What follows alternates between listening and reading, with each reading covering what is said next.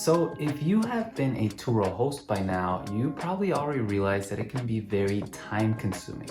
Or if you're thinking on becoming a Turo host, well, let me tell you this, it is actually pretty time consuming. And it's far from being passive income. Now, for those of you who don't know what passive income is when you give money or you pay an asset and it pays you back in dividends. So for example, a great example would be just stocks that pay you dividends. So again, you don't have to do anything and the investment pays you money back without any extra effort or close to nothing, because you still have to buy and sell or do whatever. But Turo, on the other hand, is more operational. You have to be more hands-on. You have to coordinate with people, wash cars, schedule pickups. So it's not truly passive. Now, before I do go into more details, keep in mind that this video is sponsored by Synergy Sage, but I'll be talking about them in just a little bit further down the video. Also, please help me by smashing that like button and subscribe because I'm going to be giving you a very helpful tip that, again, it's truly going to convert your Turo business into passive income. I do post twice a week and with content that may change your life. So again, consider subscribing for other sorts of content. And thank you so much for watching. So let's go ahead and continue. So the main question here is, how did I make my Turo business passive income? Well, you see, the short term or the short answer for that is simply put, I partnered with someone. You see, some weeks ago, I was required to go to Mexico on a business trip. And thus I would not be able to communicate with my Turo host or schedule or coordinate any sort of car washes or pickups and all that stuff. So I decided to partner up with a coworker. It was more of a favor at first. I asked him if he could help me just take care of the cars, wash them, take pictures, and just have them ready. And that I would be coordinating the conversation with the guests, pretty much just checking them in remotely. That way, it wouldn't be all the heavy weight on my partner or on this coworker because he would just focus on washing cars, parking them outside, and simply taking pictures for me on the Turo app. And then I would make sure that the customer communicates with me and that pretty much the whole communication part, checking in, checking out part, I would deal with it, which I could do remotely. So then the main important thing here is that I would actually share 15% of the revenue of my Turo account. So if my Turo account generates $1,000, I would pretty much give him $150. This might be high, this might be low, I really don't know, but personally I found someone who was willing to help me and willing to do this for 15%. And I'm happy with 15% because even if my account reaches the average amount it's been reaching, which is roughly $1,500 per month, I would still be having enough to pay my car payments, insurance, and everything. And maybe I wouldn't be making as much money. However, the amount of effort that I'm putting now and the time that I'm spending on Turo itself would be a lot less, that I can now put my time somewhere else where I can make back that money or even more. Now, at the end, I did end up going with a percentage-based payment system because I thought about paying him by car or by car wash. So I thought maybe $25 per car wash seems reasonable, a car wash with the images. But then when I was renting my Prius, some of these days on the Prius, I'm only getting $27, $28.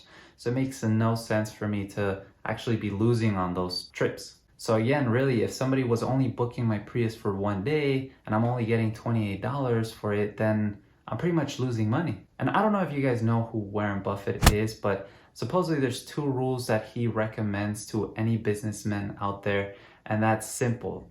Rule number 1 is never lose money, and then rule number 2 is follow rule number 1. So if you didn't know that, well, now you know, and I don't even know if that's real Warren Buffett, but that's what they told me. So I think the rule still is very good.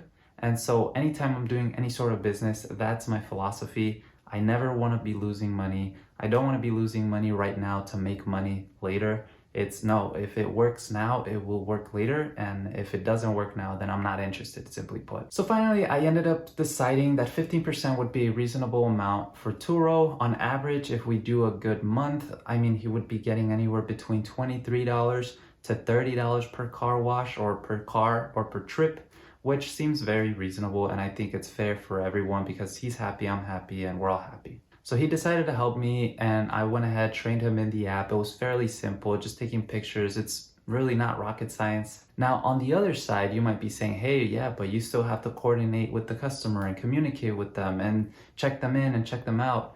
And what about airport deliveries, right?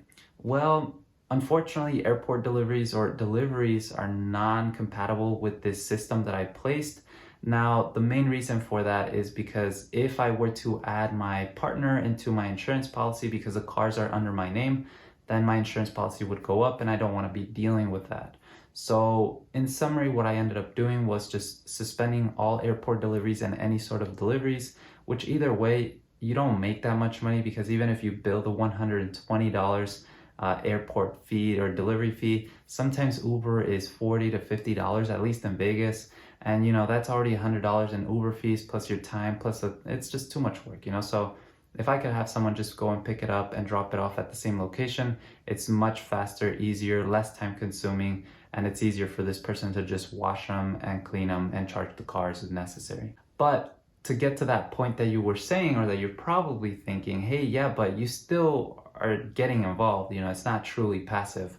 Well, this is where Synergy Sage comes from, and this is our sponsor, and I'm gonna leave a disclaimer here. I'm actually partner with Synergy Sage. Now, I will be doing a video about them later on how that partnership's working for me and how much money I'm making from that partnership. But in summary, what Synergy Sage helps me do is, long story short, is they hire people abroad, and then I pay an American company in US dollars, and then they give me talent that I could use. So I have a virtual assistant.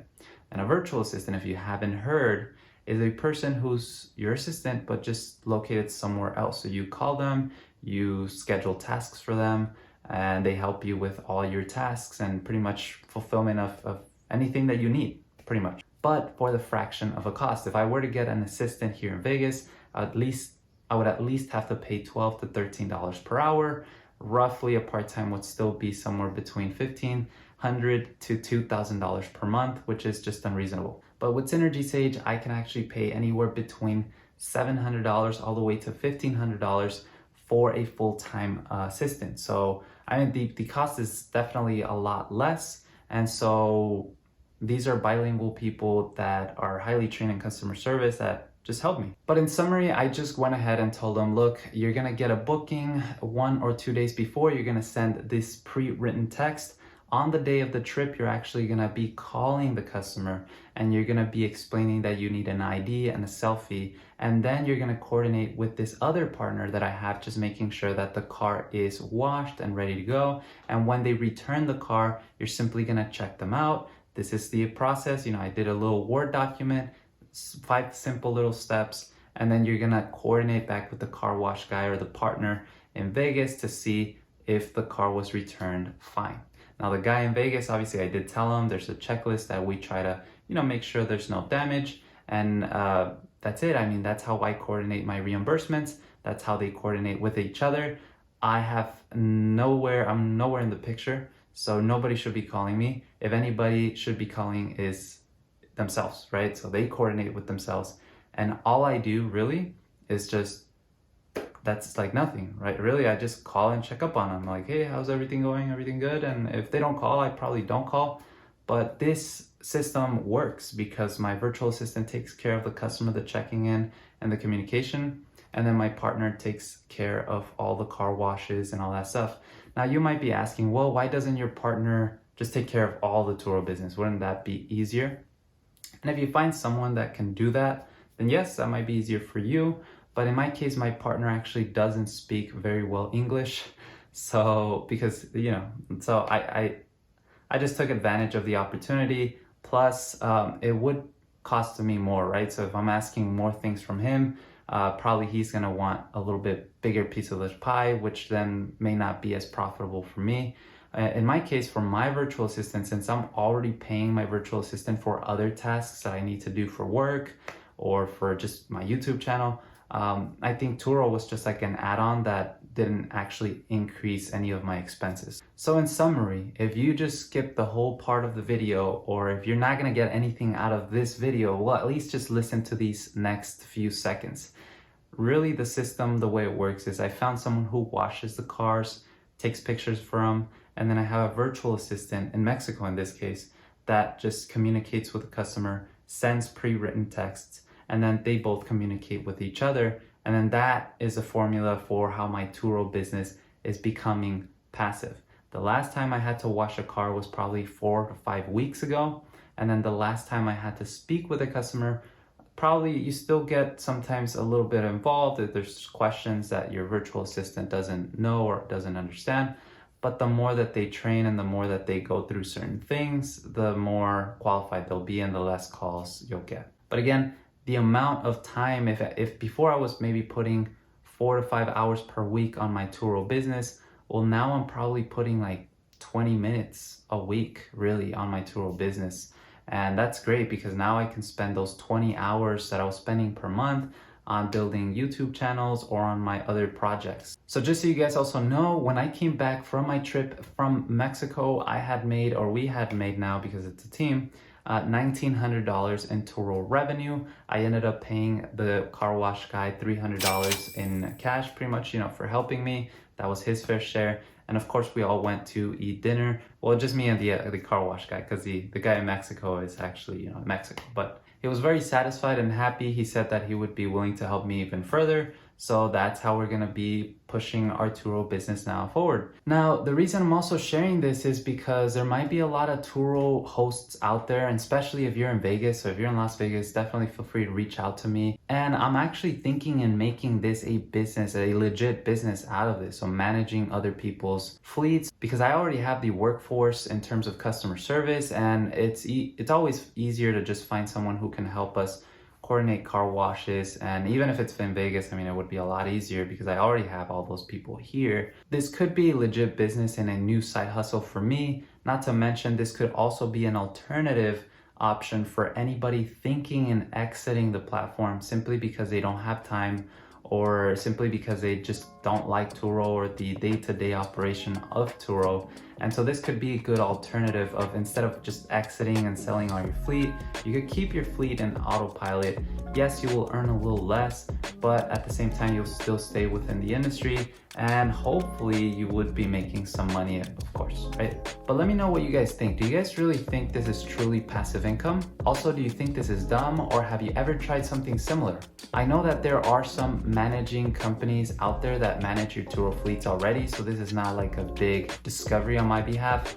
However, I don't know how expensive those companies might build, but it also might be a good idea to do some research maybe on my end. And if you guys want to do some research and leave it in the comment section below, if you actually have a company managing your fleet, let us know how much they're billing you and if 15% sounds like too much or too little. Well guys, that will be all for today. I look forward to seeing what you guys have to say about this topic.